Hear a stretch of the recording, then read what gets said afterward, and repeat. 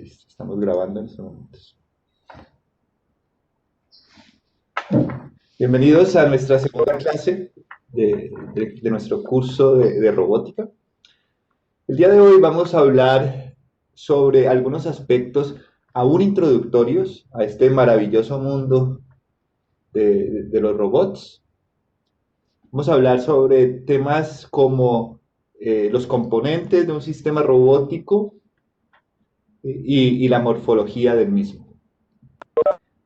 Nuestro objetivo en este curso es que ustedes formen una idea, unos conceptos fuertes y bien establecidos en cuanto a robots existentes, las partes de los robots existentes, herramientas computacionales para desarrollar estos robots y uh, y para proponer soluciones a problemáticas reales usando sistemas robóticos. O más bien, proponer soluciones a problemáticas reales que pueden ser influenciadas o que pueden ser solucionadas, incluyendo un sistema robótico como parte de la solución. ¿Sí? El robot por sí solo nunca va a ser la solución, ¿sí? Eso es algo que es importante que ustedes tengan en cuenta. Un sistema robótico no va a ser siempre parte de la solución, y eso es algo que ustedes deben tener siempre en cuenta. No caigan en esa ilusión o ese error más bien de querer solucionarlo todo con tecnología, ¿sí? O todo con inteligencia artificial o con robótica, porque ese no es el caso, ¿sí? La idea es que nosotros como ingenieros integrales tengamos a nuestra mano una serie de herramientas que nos pueden ayudar a solucionar problemáticas reales. Bueno, listo, entonces vamos a entrar en materia. Siéntanse libres para hacer preguntas, eso sí, por favor levanten la mano y yo les doy la palabra.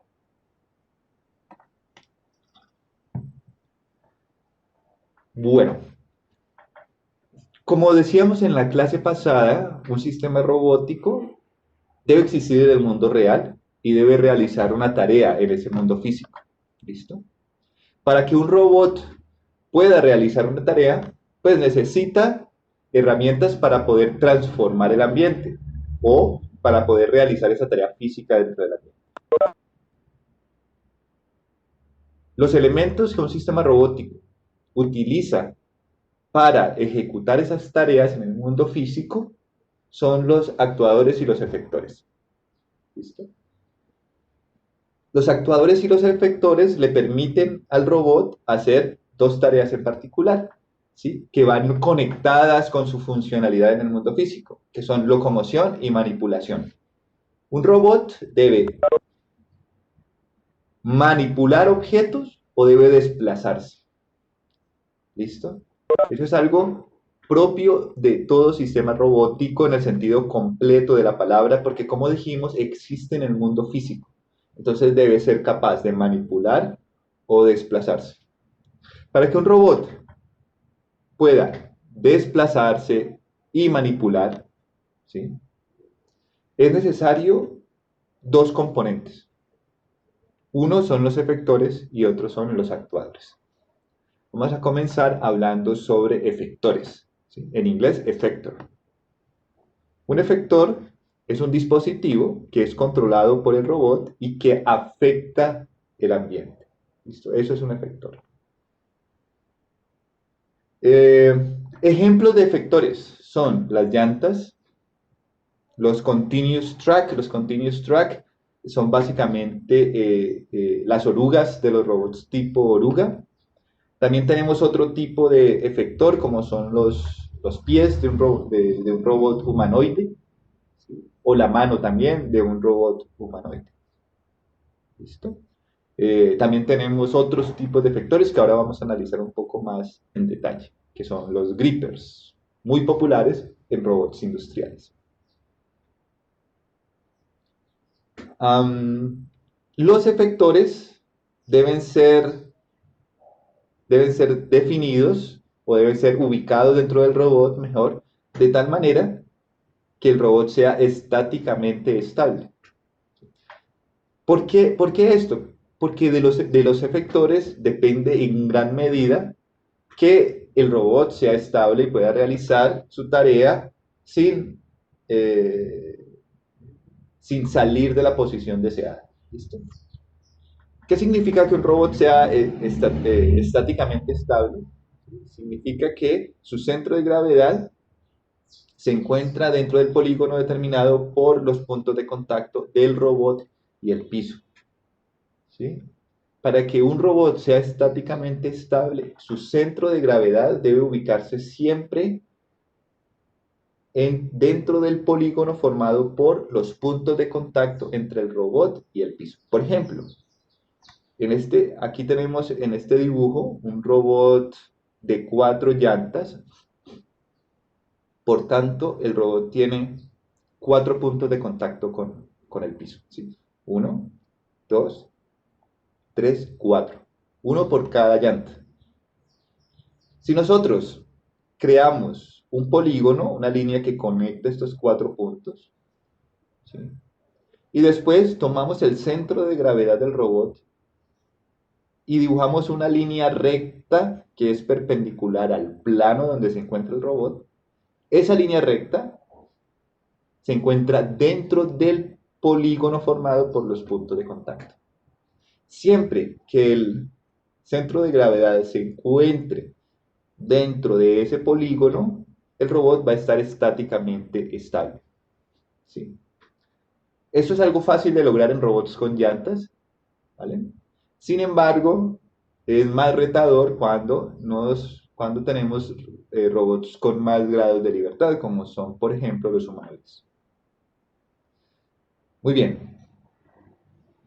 Entonces, digamos que, como les decía, la característica esencial de un efector es que es un dispositivo que es controlable, ¿sí? Y es controlado por el robot y le permite afectar el ambiente. ¿Qué significa afectar el ambiente? Significa desplazarse, significa poder manipular elementos, ¿vale? Y cuando cuando le proporciona la capacidad de desplazarse, es importante que el sistema de control del robot asegure que los efectores le permitan al robot ser estáticamente estable. ¿Alguna pregunta hasta el momento?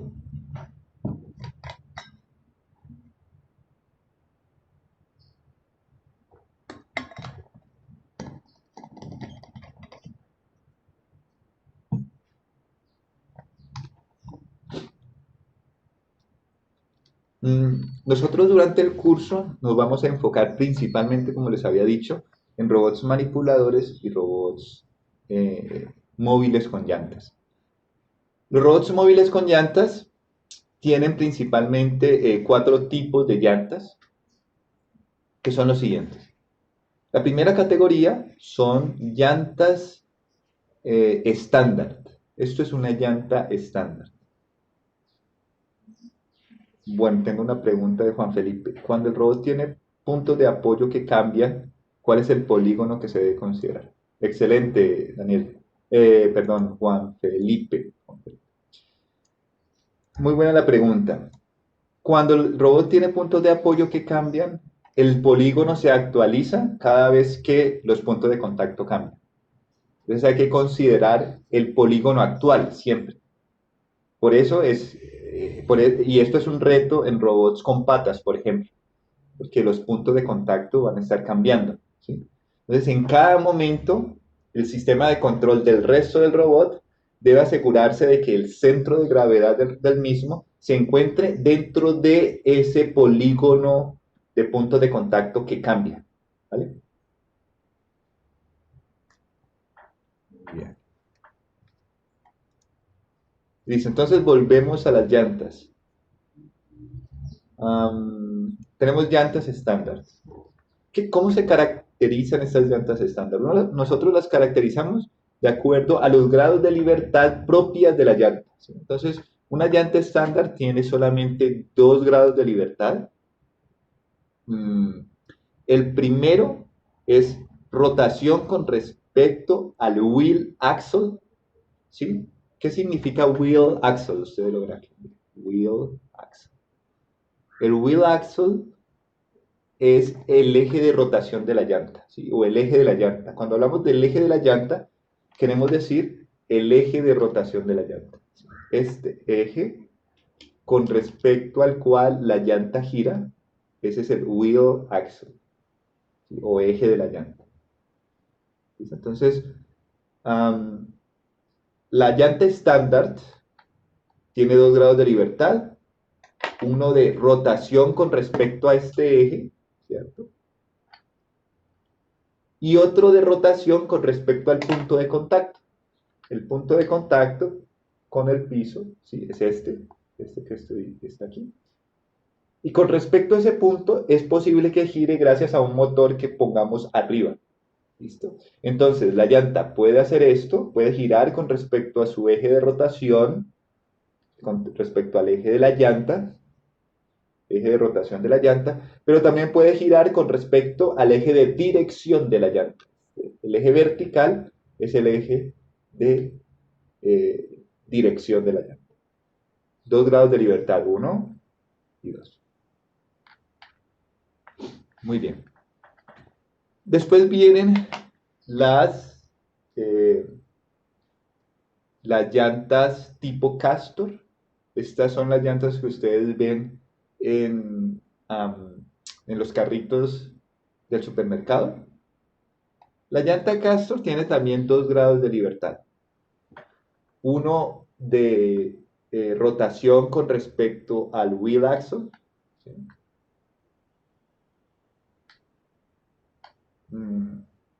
Y otro con respecto al eje de dirección de la llanta, el eje vertical. Solo que en el caso de la Castor, ese eje de rotación ya no pasa por el centro de la llanta, sino que está desfasado. Entonces la llanta hace esto.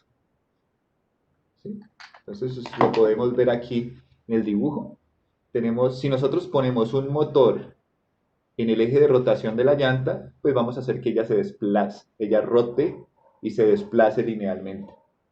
Pero también podemos poner un eje acá, un motor acá arriba, que nos permita desplazar la llanta de esta manera. ¿Sí?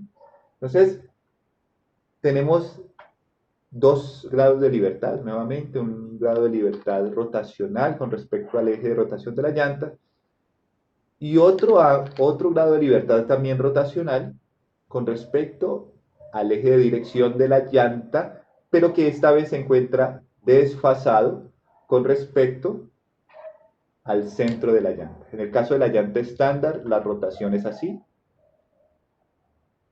En el caso de la llanta Castor, la rotación es así. Muy bien. Si tienen preguntas, comentarios, no duden en hacerlas. Un tercer tipo de llanta muy popular también en vehículos, en robótica móvil, son las llantas suizas. Las llantas suizas tienen 3 grados de libertad. Van a tener rotación con respecto al eje de dirección, al eje vertical, ¿sí? Con respecto al eje vertical. Esta es rotación alrededor del punto de contacto. ¿Sí? El punto de contacto es este. Entonces tenemos rotación con respecto al punto de contacto. Tenemos rotación con respecto al wheel axle. ¿Sí?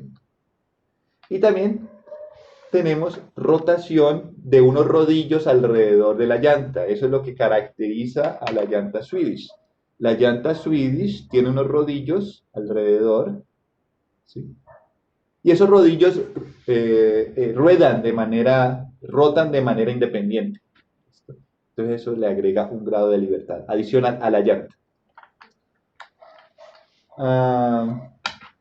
Y finalmente tenemos la llanta esférica. Qué pena. Pero Sí, ¿cómo dale. sería ese tipo de rotación extra? No, no lo logro entender. O sea, no Ok. logro entender. Ya, muy bien, muy bien. Al resto, exacto. La- la- ¿Te refieres a la rotación de los rodillos? sea, el tercer grado de rotación, ¿cuál sería? O sea, hacia dónde se desplazaría? Usted nos mostró cómo se desplazaría según el eje, según el wheel action, según de la base de contacto, pero ¿cómo sería el de los rodillos, ese tercer grado? Ya, listo. Entonces, eh, imagínense que yo tengo, esta es la llanta, llanta Swedish y tengo un rodillo acá arriba. ¿Listo? Un rodillo. Esos rodillos son libres, ¿sí? Son libres. Yo puedo sostener el rodillo y hacer que la llanta gire con respecto al rodillo. ¿Sí?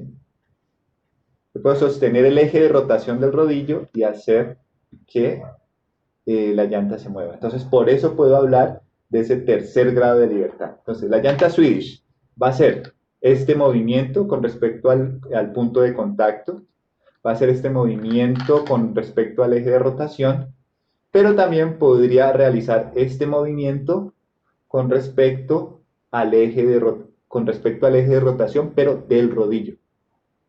¿Listo? Ok, profe, gracias. Ok, muy bien, con gusto.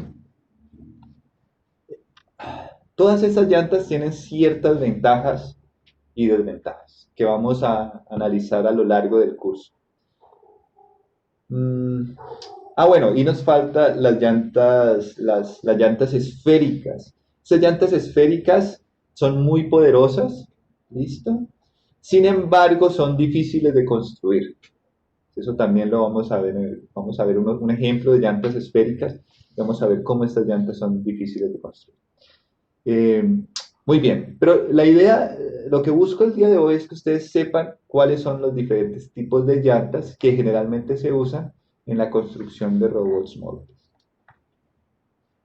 Y los invito a que ustedes busquen ejemplos de robots con estos diferentes tipos de llantas. Bueno, nosotros lo conocemos muy bien, estas llantas nosotros las encontramos en los carros, los automóviles. Los automóviles están hechos con llantas estándar. La llanta Castor la encontramos en el carrito para hacer las compras en un supermercado. Estas llantas Swedish las vemos en muchos robots. Ustedes pueden buscar en YouTube eh, robot con llanta Swedish y van a ver lo poderosos que ellos son en ciertos ambientes.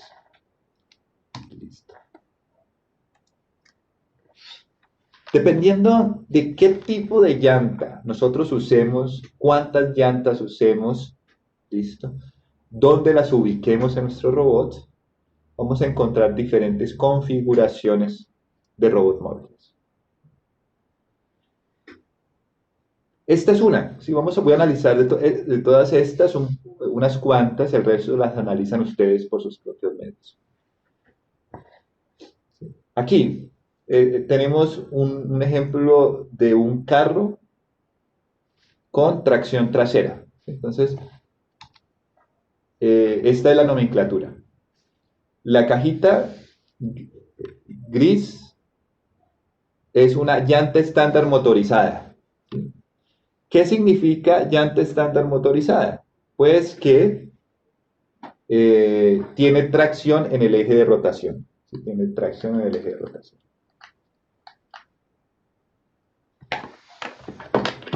Sí, sí, si la tenemos sin relleno, entonces es una llanta estándar que no ha sido motorizada.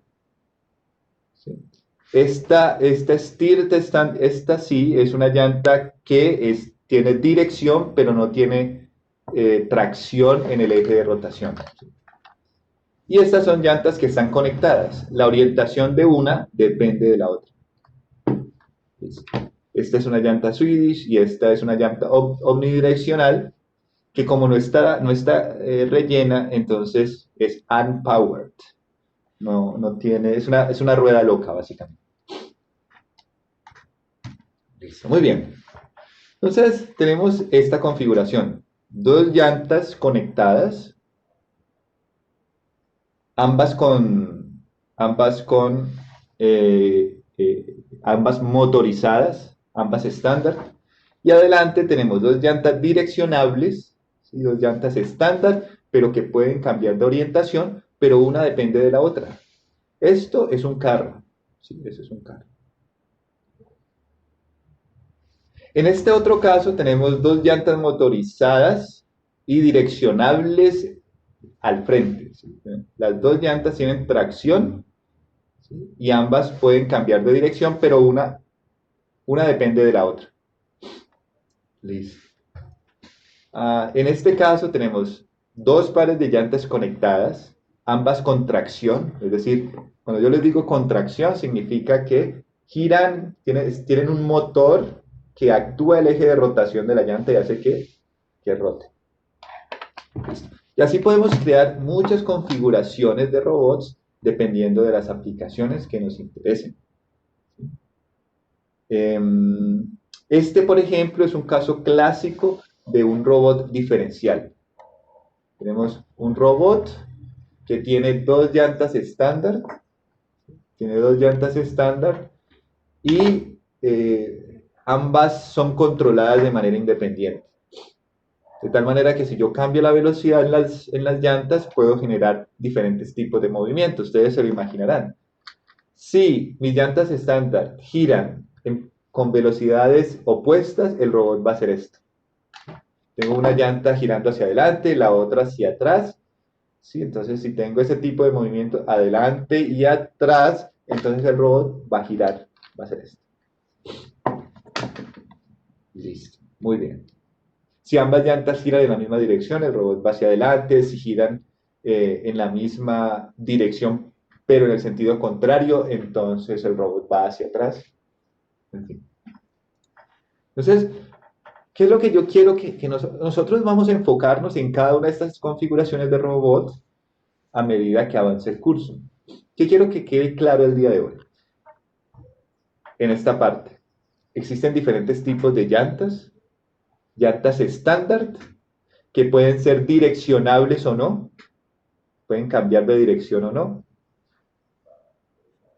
Tenemos llantas Castor, cuyo eje de dirección está desfasado con respecto al centro de la llanta.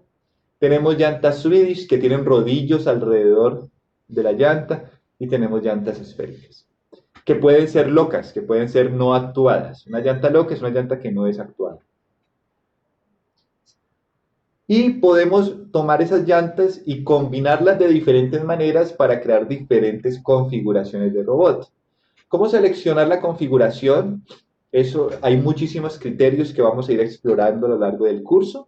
Es posible que una restricción es velocidad. Si yo quiero altas velocidades, usaré cierta configuración. Si necesito alta controlabilidad y bajas velocidades, usaré otra configuración. Entonces, van a haber criterios de diseño que nos van a indicar dónde ubicar las llantas o qué tipo de robot seleccionar. Bueno. Entonces, hasta el momento, estos son los efectores clásicos de los robots móviles. ¿Sí? Las llantas son los efectores por excelencia de los robots móviles porque le permiten desplazarse. Pero resulta que otro tipo de robot que es muy importante, que vamos a trabajar bastante durante el curso, son los robots manipuladores.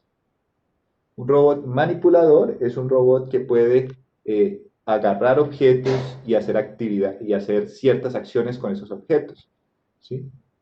Un robot manipulador también puede ser usado para cargar una herramienta que no manipule objetos, sino que haga alguna actividad sobre el ambiente, como por ejemplo soldar o aplicar un pesticida. ¿Sí? En ese caso no hay manipulación de un objeto, pero igual el robot es un robot manipulador, ¿sí? Porque es un robot generalmente los robots manipuladores, el robot manipulador es un sinónimo de robot tipo brazo. ¿Listo? Bueno, aunque existen definitivamente algunas excepciones. Entonces, los robots que se encargan de manipular requieren de un efector que generalmente se le llama efector final o end effector. ¿Sí? End effector. Este es un término sombrilla que cubre varios tipos de efectores, como por ejemplo los grippers, ¿sí? O efectores tipo pinza. ¿Sí? Tenemos efectores magnéticos también. Tenemos efectores flexibles también, que actúan por medio de presión. ¿Listo? Entonces, y tenemos este efector que son efectores. Este efector es un efector que tiene un efector tipo ventosa. Tiene múltiples ventosas que le permiten agarrar pues, diferentes tipos de objetos. Entonces, yo les voy a compartir ahora un video sobre efectores finales.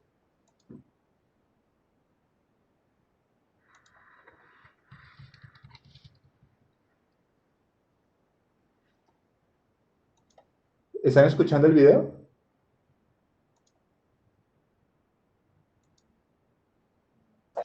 No, profe. Personalmente no, profe. Pausado, ¿no? No, no se escucha, ¿cierto? Entonces, voy a dejar de compartir y vuelvo a compartir, pero con video, creo que no lo hice. Dame un segundo. Ajá. Listo, entonces vuelvo a compartir, pero optimizando por movimiento y video. Listo. Ok. Muy bien. Ahora voy a volver un poco. Vamos a ponerle subtítulos. ¿Qué subtítulos tenemos? Tenemos English. Muy bien.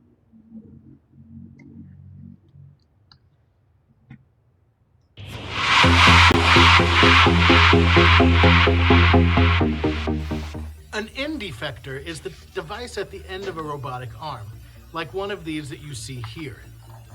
Oftentimes, end effectors consist of some kind of tool. For example, these robots have welding end effectors that allow them to join metal components in the manufacturing process. End effectors can also be used to grab objects and move them from place to place. Collectively, these end effectors are called grippers and come in many different forms. They include two-finger gripper. A two-finger gripper is a passive end effector. This means that it can hold parts but cannot manipulate or actively use them. The two-finger gripper applies a pinching pressure to an object in order to move it. Suction. A suction gripper is another type of passive end effector. It uses a vacuum to adhere to and move objects from place to place. Three-finger gripper. A three-finger gripper is an active end effector. The parts in its grasp can be manipulated or actively used. They are more dexterous than passive end effectors, giving them more precision and the ability to complete fine motor tasks. There are many other types of grippers and end effectors. The type of gripper that is used varies based on the application. One of the most important areas in the design of robotic systems is the design of the end effector. As technology advances and automation becomes even more prevalent in manufacturing, becoming familiar with end effectors and how they are used becomes increasingly important.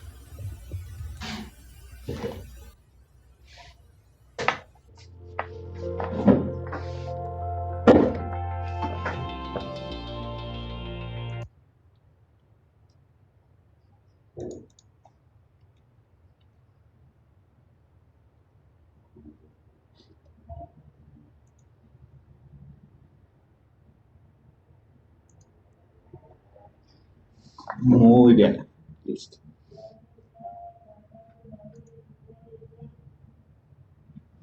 Ok, ¿alguna pregunta, comentario?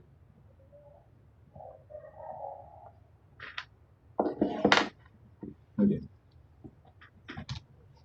Listo. Entonces, hasta el momento hemos hablado de efectores. que le permiten a los robots móviles desplazarse, a los robots manipuladores interactuar con el ambiente, con las herramientas que debe, con los elementos que debe manipular o transformar. Ahora vamos a hablar sobre actuadores, son otra parte fundamental de un robot. Un actuador es un mecanismo que le permite a los efectores ejecutar una acción. ¿Sí? Si yo tengo un gripper, pero el gripper no está asociado a un actuador que le permita moverse, entonces no va a hacer nada. ¿Listo? Entonces los actuadores son fundamentales. ¿Por qué? Porque le permiten al efector nuevamente movilizarse, pero también generan movimiento en otras partes del robot. ¿Sí? Un actuador está conectado a una llanta, ¿sí? Entonces la llanta del robot es un efector, ¿sí? Y el actuador, que es el motor, le permite ejecutar una acción. ¿Listo? El actuador le permite ejecutar acciones, ojo, no solamente a los efectores finales, ¿cierto? Sino a otras partes del robot, como son, ahorita lo vamos a ver, sus links, por ejemplo, en el caso del manipulador, ¿sí? Las otras partes del robot. Un actuador puede puede generar movimiento lineal o movimiento rotacional. ¿Listo? El objetivo en principio, el objetivo de un actuador es convertir una señal de control que viene de una unidad de procesamiento en una velocidad, una fuerza, un torque. ¿Listo? Existen diferentes tipos de actuadores, como ustedes ya lo deben saber a partir de sus otros cursos. Tenemos actuadores que utilizan energía eléctrica, como son los motores DC o motores AC. Tenemos también actuadores que utilizan cambios de presión para generar movimiento, especialmente lineal. Este es el caso de pistones neumáticos, como los vemos aquí en la figura. Entonces, un motor genera movimiento rotacional y tenemos pistones o actuadores lineales que generan movimiento traslacional o lineal.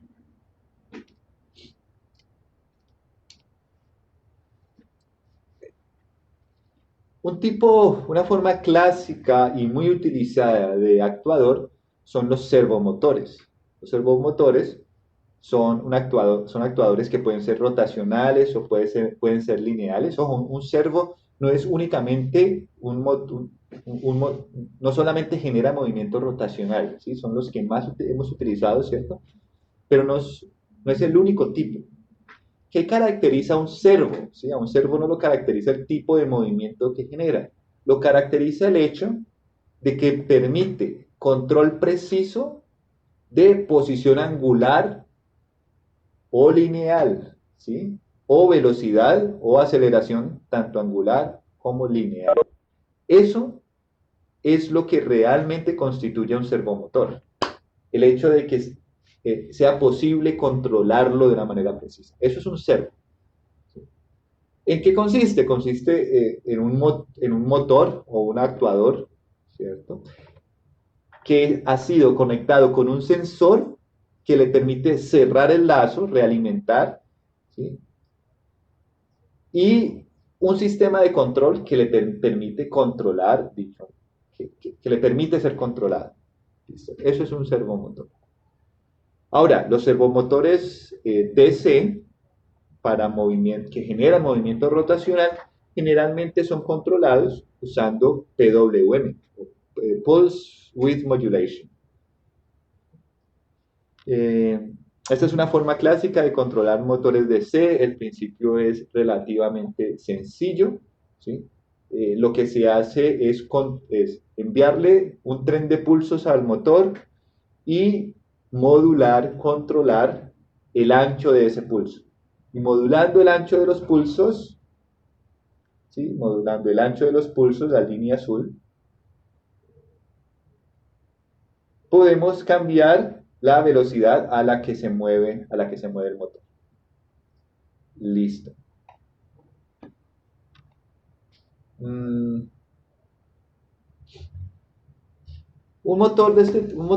el motor como tal, el actual como tal, pues tiene unas partes que nosotros pues, ya hemos visto antes. Tiene un eje, ¿sí? Un eje. Tiene las escobillas. Hay motores que, como ustedes saben, no tienen escobillas. Tenemos el estator, ¿sí? Y finalmente tenemos la carga que el motor mueve. Es muy común en robótica que los brazos comerciales o los brazos que se puedan construir para hacer manipulación tengan un Single Axis Drive System. ¿Qué significa eso? Significa tenemos un motor encargado de controlar un grado de libertad del robot. ¿Listo? Muy bien. Entonces, un robot va a tener eh, un robot manipulador, ¿sí? Un robot tipo brazo, va a tener tantos grados de libertad como el número de articulaciones que generan un movimiento deseado. ¿Listo? Y aquí entra un nuevo concepto, el concepto de grado de libertad, ¿sí? Y el concepto de joint actuada. ¿Sí? En el caso de un robot manipulador, un joint es una articulación. ¿Sí? La definición en español es articulación. Entonces, nosotros aquí tenemos articulación, tenemos una articulación. ¿Sí? Aquí puedo decir que tengo otra articulación. ¿Listo? Entonces, el concepto en inglés es joint.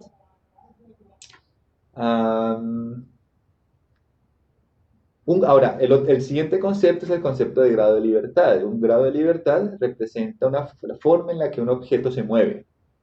¿Listo? Hay dos tipos fundamentales de movimiento. Tenemos movimiento traslacional, ¿sí? Y tenemos movimiento rotacional. Recuerden, el movimiento traslacional el desplazamiento se realiza a lo largo de un eje, ¿sí? Y nosotros medimos ese movimiento traslacional dependiendo de qué tanto movimiento se haya generado a lo largo de ese eje. También tenemos rotación, y la rotación se mide con respecto también a ejes, ¿sí? Entonces, si yo tengo un objeto que está rotando de esta manera, entonces es claro que el eje de rotación es este. Vamos a hacerlo aquí.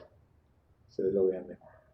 Entonces, si yo tengo esta rotación, entonces este es el eje de rotación. En robótica, cada grado de libertad representa cada uno de estos movimientos. Entonces, si mi robot puede desplazarse en este eje, eso es un grado de libertad, ¿sí? A lo largo de este eje, ese es un grado de libertad traslacional. Si mi robot puede moverse con respecto a este otro eje que es perpendicular al primero, ¿sí? Es decir, que el robot también puede hacer esto, entonces estamos hablando de un nuevo grado de libertad. Muy bien. Las rotaciones generan también nuevos grados de libertad, nuevas formas de movimiento. ¿Sí? Entonces, si mi robot puede hacer esto, entonces esto es un grado de libertad. Pero si él también puede hacer esto, es otro grado de libertad. Generalmente estos ejes son ejes que son perpendiculares entre sí. Muy bien. Entonces, aplicado al caso de generación de movimiento en un brazo manipulador, un grado de libertad es generado por esta configuración, ¿sí? Nosotros tenemos un motor,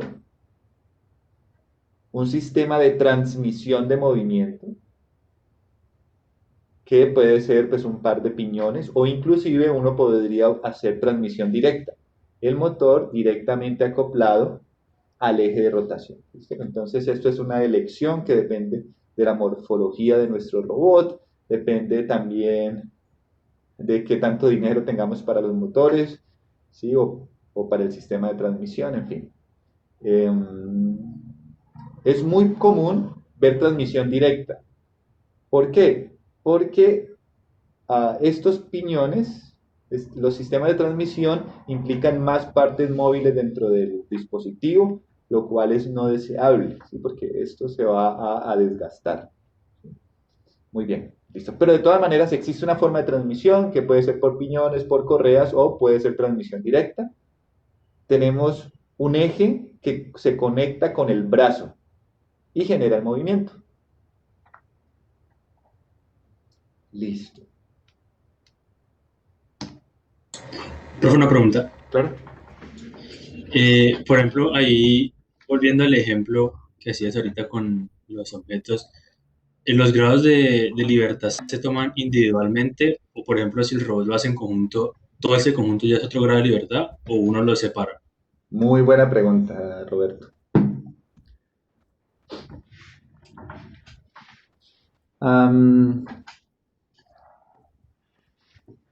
Existen dos casos. A ver, bueno, ¿cómo lo explico? La respuesta es que depende, y depende de tus intereses, ¿sí? A ver, ¿cómo así? Por ejemplo, en el caso de un robot móvil, ¿a mí qué me interesa? A mí me interesa saber dónde se encuentra el vehículo completo, ¿sí? Para saber, pues, cómo va a realizar su tarea, ¿listo? Entonces, los grados de libertad que a mí me interesa controlar como usuario, pues, son traslación hacia adelante, hacia atrás, ¿sí? Porque yo quiero que él se me mueva hacia adelante, ¿sí? O lateralmente, y necesito que él llegue con cierta orientación, ¿sí? Porque si es este carro, esto es un carro, o digamos un submarino, y él necesita ingresar por una cavidad acá, ¿sí? ¿Listo? Entonces, él no puede ingresar así. Entonces, me interesa la orientación.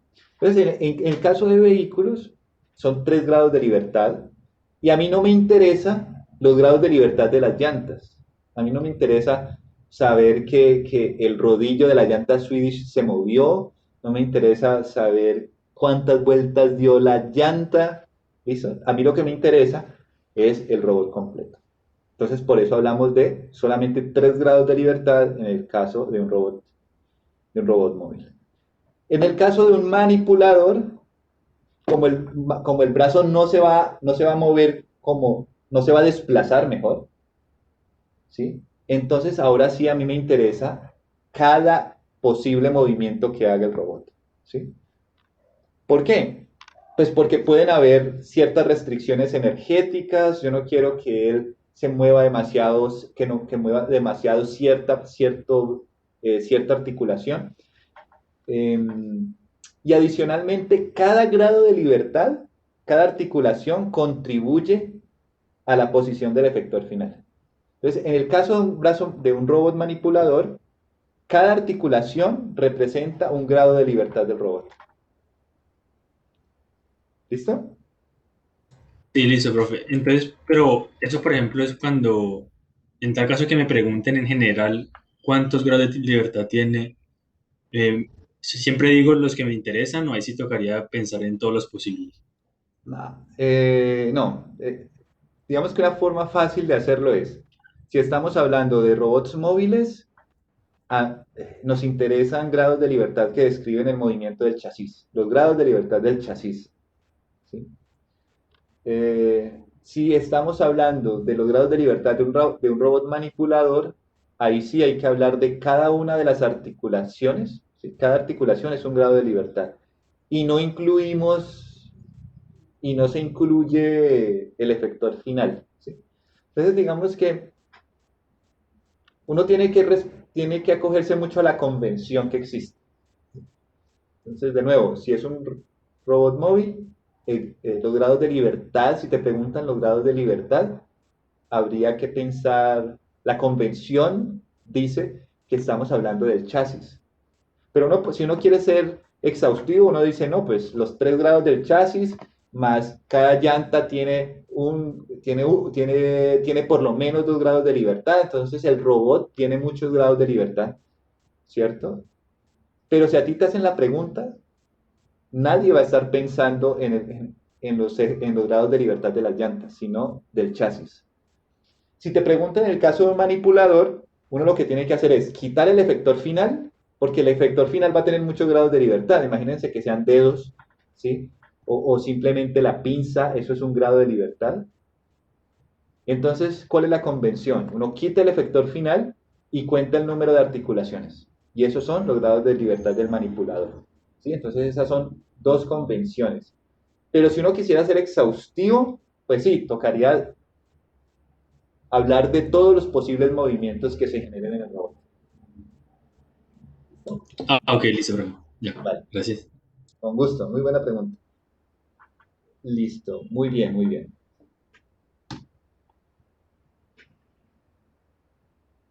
Ok, entonces, especialmente en el caso de robots manipuladores, nosotros vamos a tener diferentes tipos de articulaciones. Obviamente es posible que yo tome un brazo y se lo ponga a un robot móvil, eso también sucede mucho, ¿cierto? Los robots manipuladores van a tener muchos tipos de articulaciones que van y la elección o el tipo de articulación puede depender de decisiones en el proceso de diseño. Sin embargo, hay unas articulaciones pues, que son las más comunes, ¿sí? Y son las que uno generalmente se va a encontrar. Este es un tipo de articulación al que vamos a llamar articulación lineal. ¿Sí? En este caso, vamos a tener dos links. ¿Sí? Vamos a tener dos links. Un link al que llamaremos link de entrada y otro que es link de salida. Y aquí estamos introduciendo un nuevo concepto. Ojo, mucha atención. Estamos introduciendo el concepto de eslabón. Eslabón o link. ¿Sí? ¿Qué es un eslabón? Un eslabón o link es una parte rígida del robot que se mueve de manera independiente, que se mueve con respecto a otras partes del robot. Entonces yo puedo tener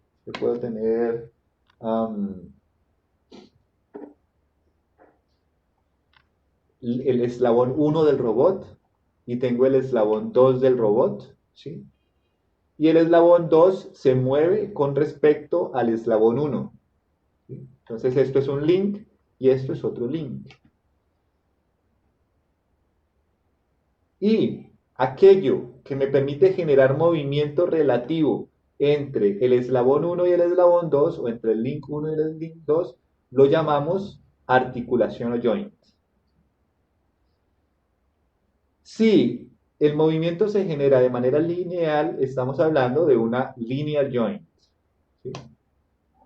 Un ejemplo de este tipo de este linear joint es un pistón hidráulico o neumático. ¿Sí? Ese es un ejemplo. ¿Sí? En ese caso, el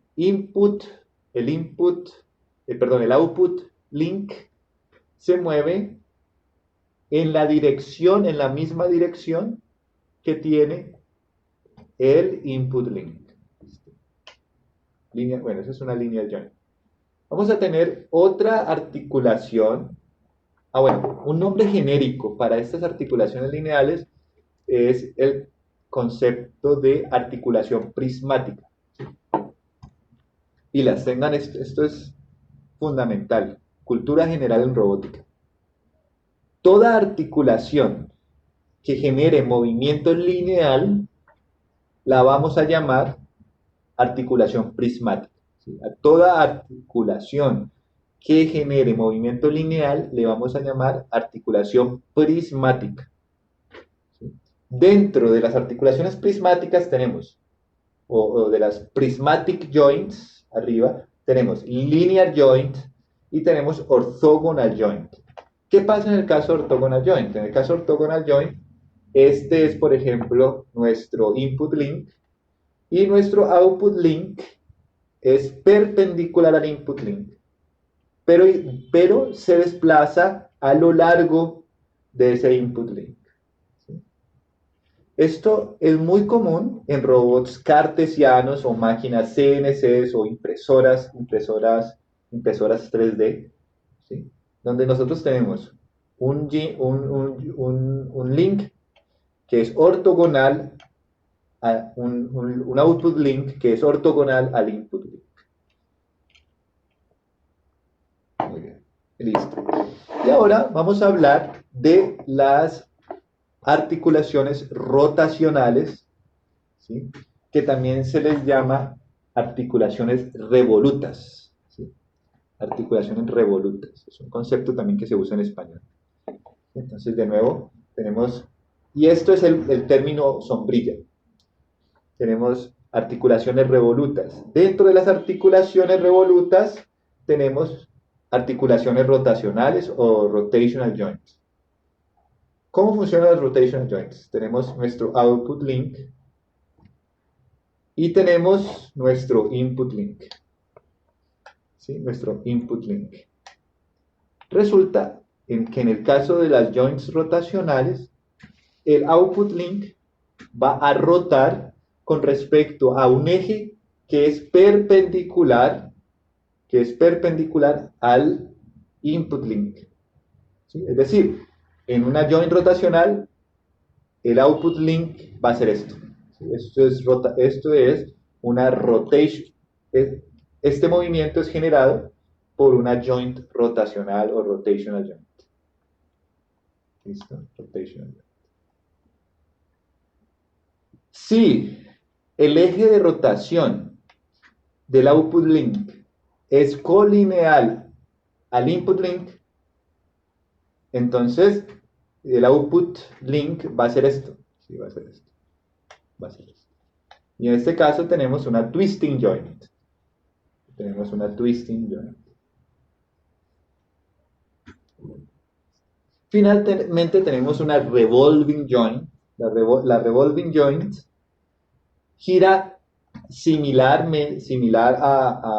de manera similar al twisting joint con respecto a un eje que es colineal al input link. Es colineal. Solo que en este caso el output link es ortogonal. Entonces se genera esta rotación.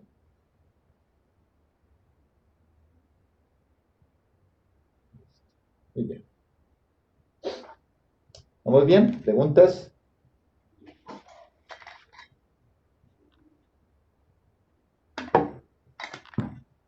Okay. Vamos ahora a ver un video para aterrizar, para ver de manera visual estas articulaciones.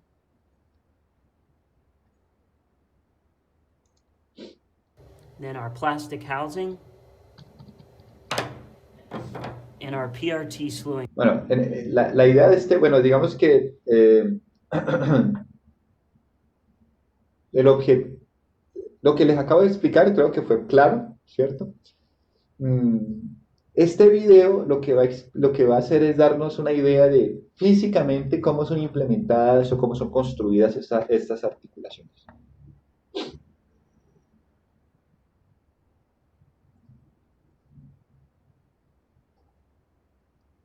Ring for the rotating feature.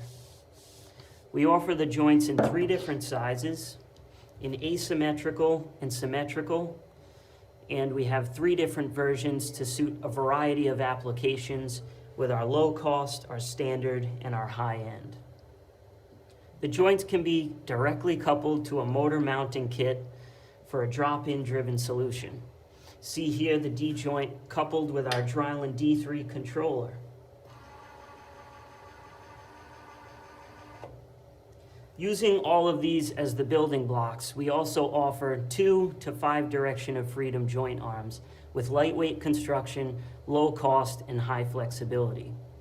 Our RoboLink DCI is our latest joint arm system that comes with an integrated controller and a 3.5-inch touchscreen.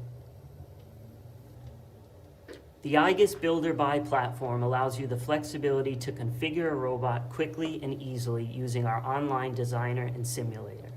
Or you can choose from one of our pre-configured arms on our online shop. For more information, visit the RoboLink shop at www.igus.com or contact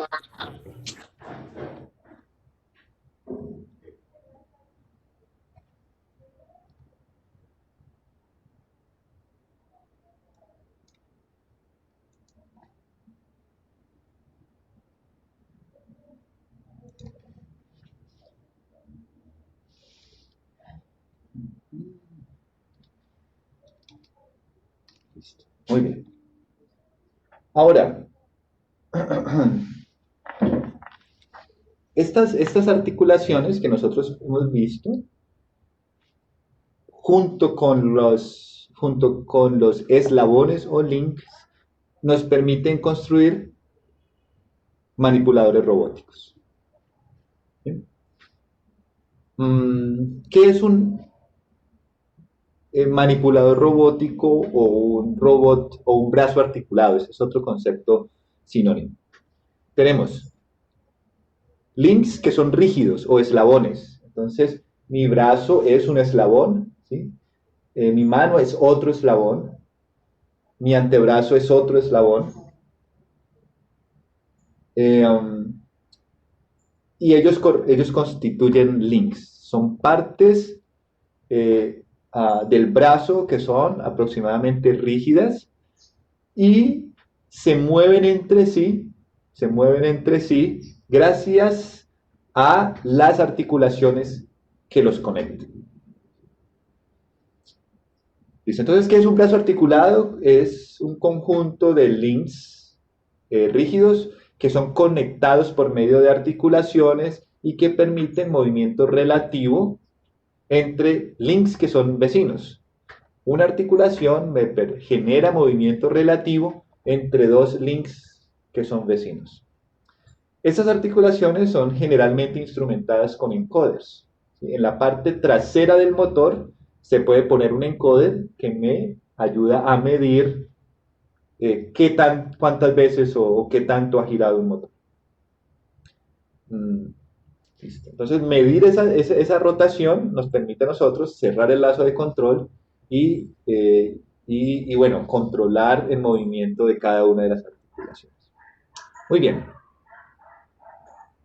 Vamos a encontrar dos tipos de brazos articulados dependiendo de la cadena cinemática que el robot tenga.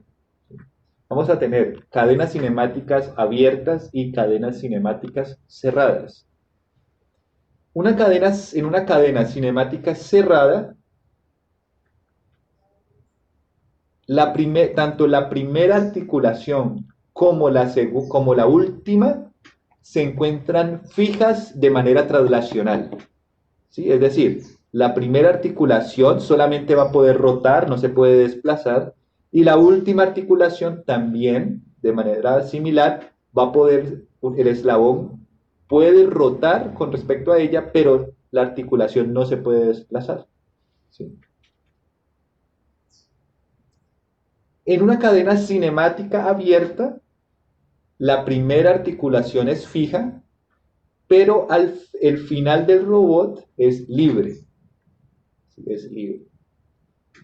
Los brazos manipuladores que nosotros conocemos, que hemos visto y que vimos en el ejemplo anterior, son de esta naturaleza. Son brazos manipuladores con cadena cinemática abierta. Entonces, esto es cadena cinemática abierta, cadena cinemática cerrada. ¿Sí? Listo. Esta estructura también es una cadena cinemática cerrada.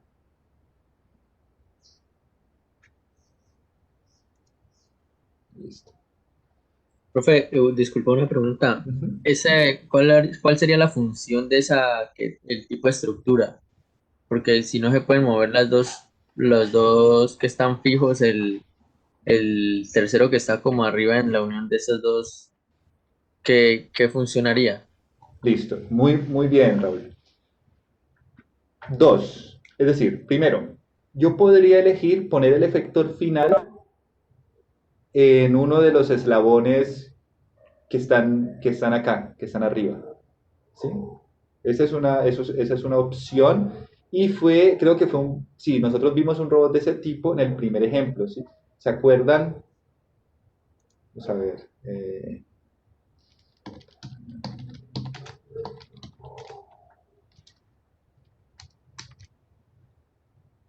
Voy a mostrarles un video. Una imagen habla más que 1000 palabras. Es un robot de cadena cinemática cerrada. Un ejemplo es robots de este tipo, fíjense. tanto el eslabón inicial como el eslabón final, ¿sí? Inclusive podemos decir que hay varios, están fijos, ¿listo?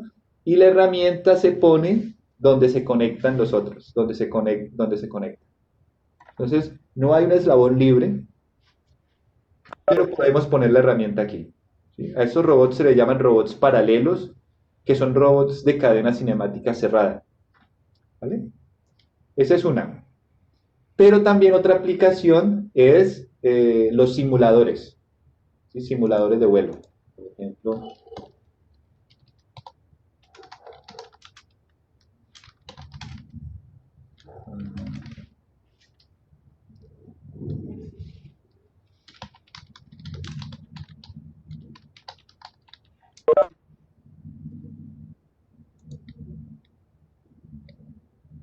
Vamos a ver si este es...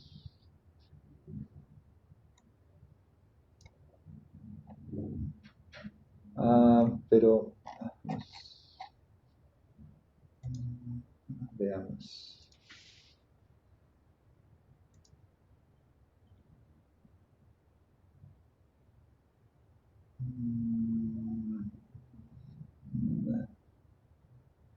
No, este no es un robot paralelo en el sentido convencional de la palabra. Voy a buscar otro. Profe, los simuladores de Fórmula 1, como de videojuego eso. Ok. Ajá, sí, exactamente. De videojuegos, pues no es un videojuego. Bueno, es entrenamiento para los de Fórmula 1 Ajá, en esas cosas actualmente. exactamente. Listo, miren, este es un ejemplo clásico. Miren, esto es un robot paralelo.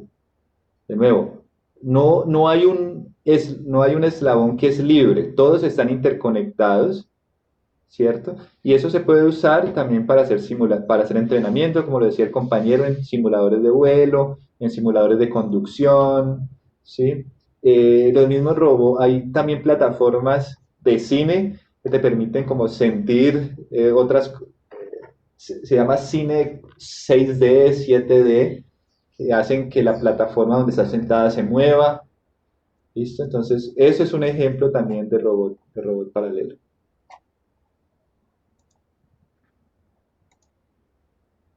Sí, este es un robot paralelo. Profe, yo con respecto, pues ya viendo los paralelos, tengo una pregunta. Sí, Santiago. Muchas veces, pues como hablamos de grado de libertad, pues según los rotacionales y todo eso, pues pueden que giren los 360. En caso en el que no pueden girar los 360, es necesario especificar cuánto es el ángulo permitido del grado de libertad. Sí, sí, Santiago, es muy importante hacer eso, claro. Ok, listo. Por múltiples Porque, por ejemplo, razones. el codo no, cuando uno mira, eh, pues el codo Ajá. tiene una limitación, tanto interno como externo, que me parece, ok, listo. Entonces los brazos también es necesario dejar Sí, ese sí, ángulo. sí, sí, sí. Ok, Ajá. listo. Sí, muy bien. Listo. Entonces, dependiendo de cómo usemos las articulaciones, ¿sí? Fíjense que tenemos dos familias grandes de articulaciones. Articulaciones prismáticas y articulaciones rotacionales. Nosotros podemos tomar diferentes tipos de articulaciones y construir robots de diferente naturaleza. Entonces, ahora en el próximo video yo les voy a mostrar diferentes robots que podemos construir con esos diferentes tipos de articulación. Bueno, las configuraciones que vamos a ver son las siguientes, antes del video. Configuración polar. ¿Qué es una configuración polar? Es una configuración en la que el primer grado de libertad es rotacional. ¿Sí? El primer grado es rotacional. Después vamos a tener un grado de libertad, otro grado de libertad rotacional, pero con respecto a un eje horizontal, que es este, y después un grado de libertad que es traslacional. ¿Sí? Eso es una configuración polar. Pero yo podría intercambiar el orden de en lugar de tener dos rotacionales y una traslacional, yo podría tener dos grados traslacionales y uno rotacional, ¿sí? Entonces, esta parte del robot sube o baja, también se desplaza lateralmente y rota, Entonces tenemos 2 grados de libertad prismáticos, 2 grados de libertad lineales y 1 grado de libertad rotacional. Yo puedo elegir que todos los grados de libertad sean prismáticos, puedo elegir que todas las articulaciones sean prismáticas. En este caso tenemos un robot cartesiano. O podría elegir que todas las articulaciones sean rotacionales, entonces tendríamos un brazo articulado, ¿sí?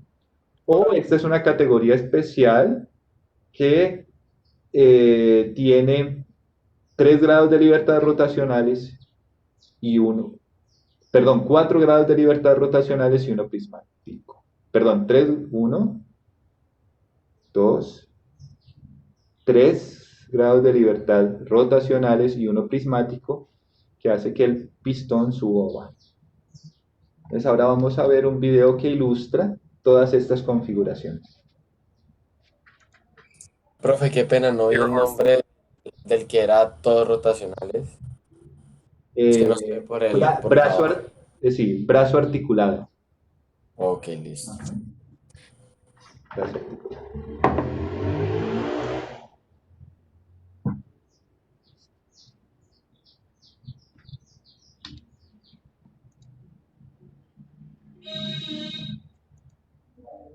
There are 4 main types of robotic arm geometry: rectangular, cylindrical, spherical, and jointed spherical.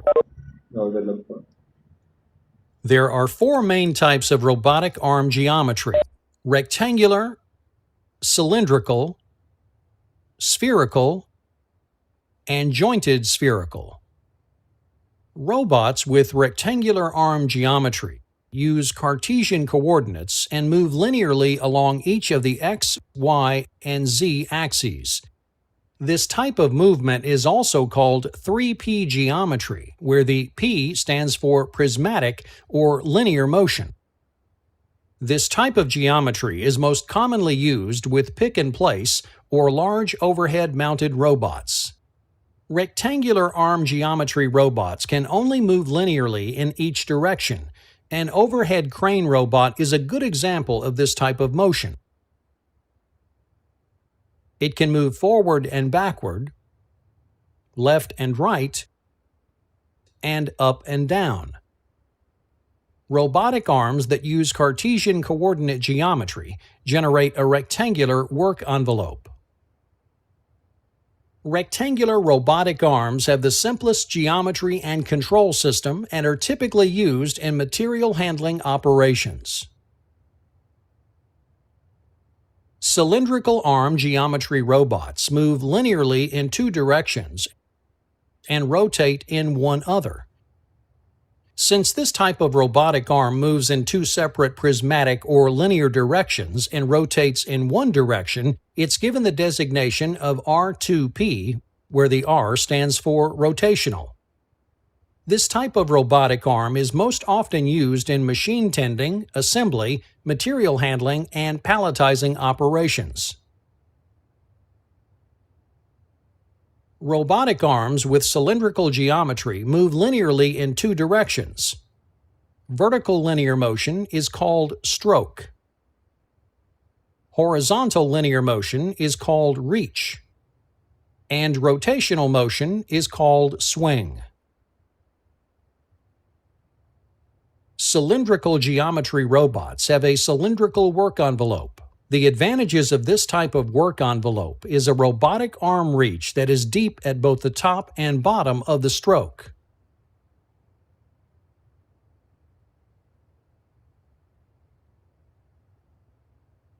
Additionally, the robot structure allows for quick movements with high repeatability, a smaller use of floor space, and a larger payload capacity due to structural rigidity. Spherical arm geometry robots can rotate in 2 directions and move linearly in one, and thus are given the designation of 2RP. The robot has base rotation, shoulder rotation, and prismatic or linear motion at the arm.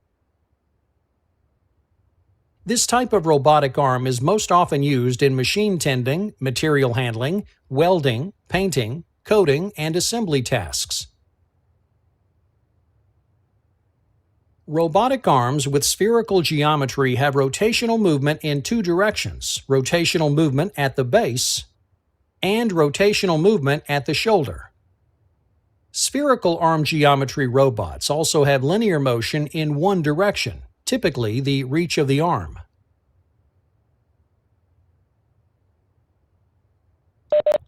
Fíjense esta convención para darle nombre a los robots, ¿cierto? O para describir su geometría. Si tenemos 2 grados de libertad rotacionales, entonces esa geometría es 2R.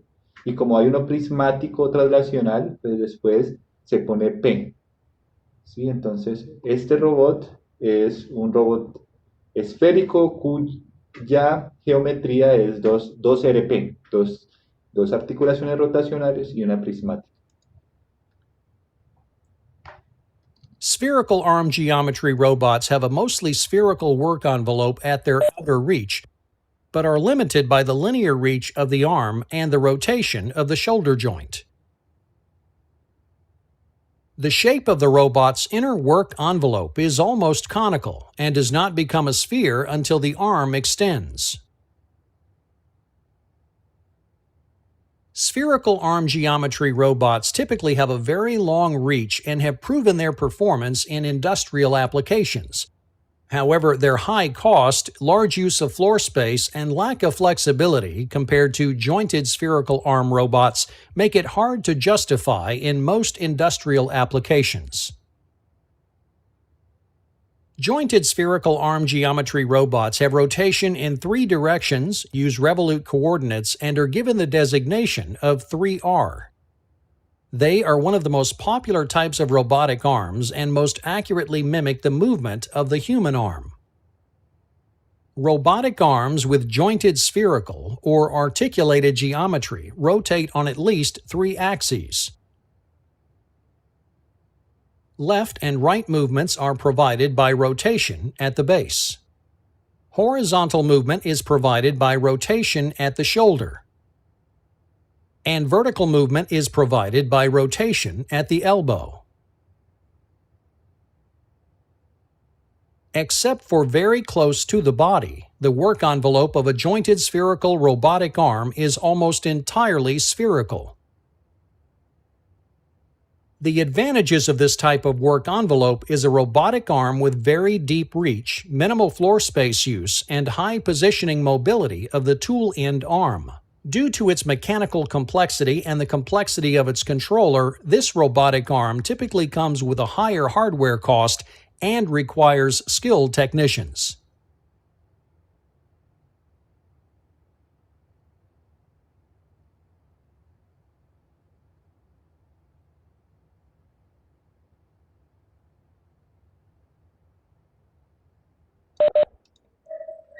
Muy bien.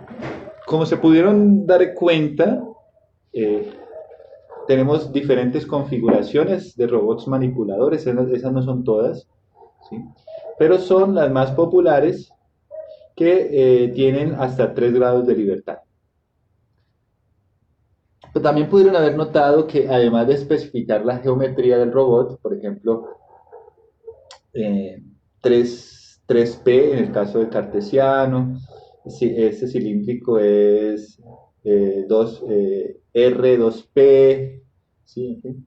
También decían que las coordenadas del efector final se daban en coordenadas cartesianas para el caso del robot cartesiano, en coordenadas cilíndricas para el caso del robot cilíndrico, en coordenadas polares para el robot polar y coordenadas angulares para el brazo articulado. ¿Qué significa esto? Significa que nosotros podemos describir dónde queremos ubicar el efector final del robot usando este tipo de coordenadas. ¿Listo? Mi pregunta es, ¿por qué creen, si les tengo esta pregunta, ¿por qué creen que se usan estos espacios, estas coordenadas específicas para cada uno de estos robots, ¿sí? ¿Por qué no coordenadas cilíndricas? Mejor para el robot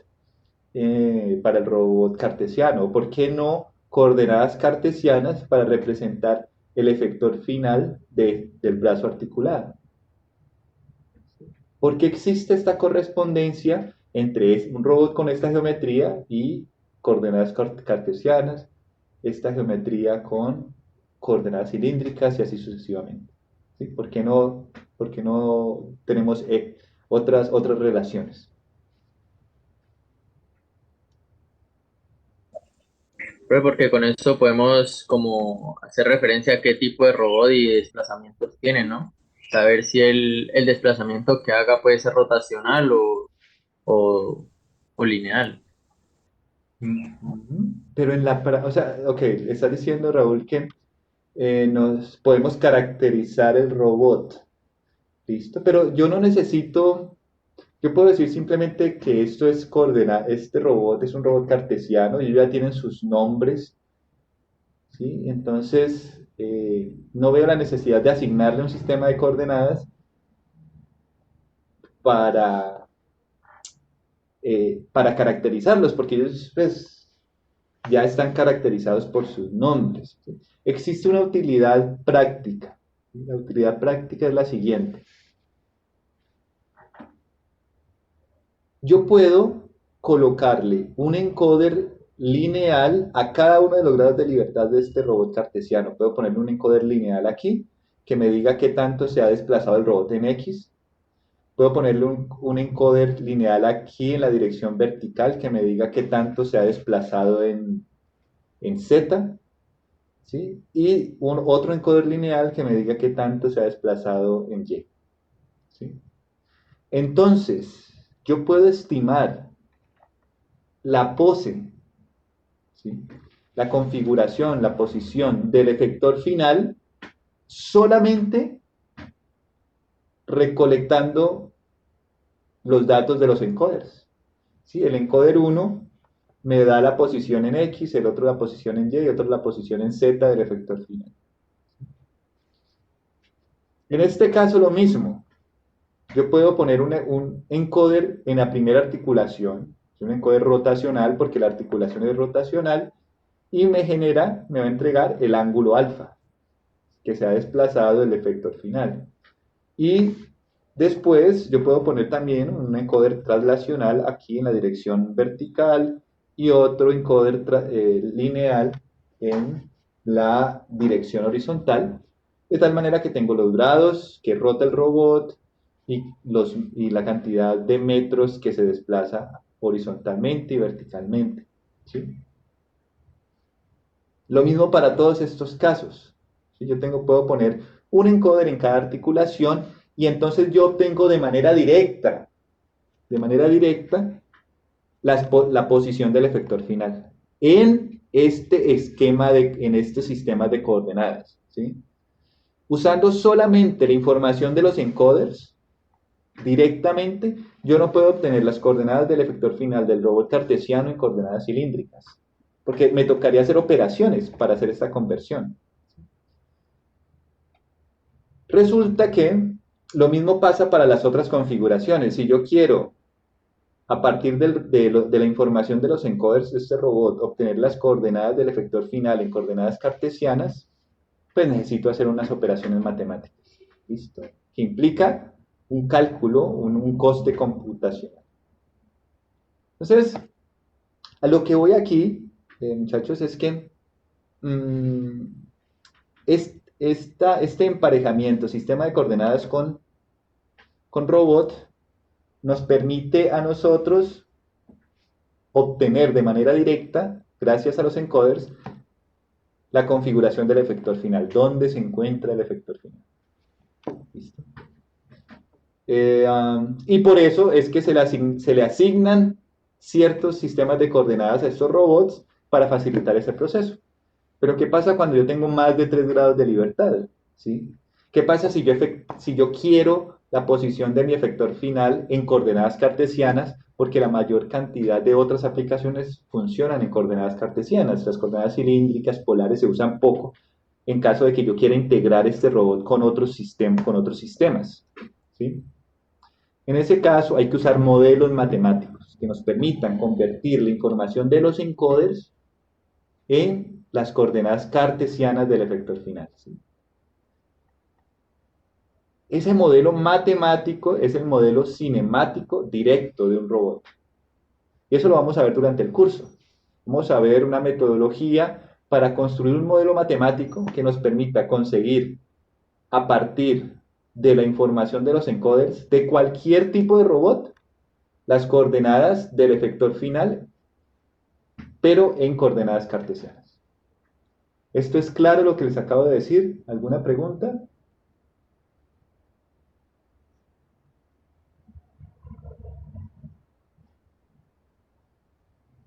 ¿Vamos bien, muchachos? ¿Fue claro este tema de las configuraciones de los robots?